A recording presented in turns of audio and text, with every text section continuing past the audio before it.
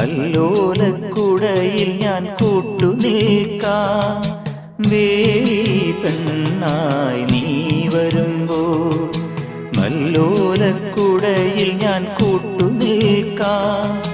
തുളസീദളമായി തിരുമലരടികളിൽ വീണൻ അമ്പലപ്പുഴി ഉണ്ണിക്കണ്ണനോടു നീ എന്തു പരിഭവം മെല്ലയോതി വന്നുവോ. കൽവിളക്കുകൾ പാതി മിന്നി നിൽക്കവേ എന്തു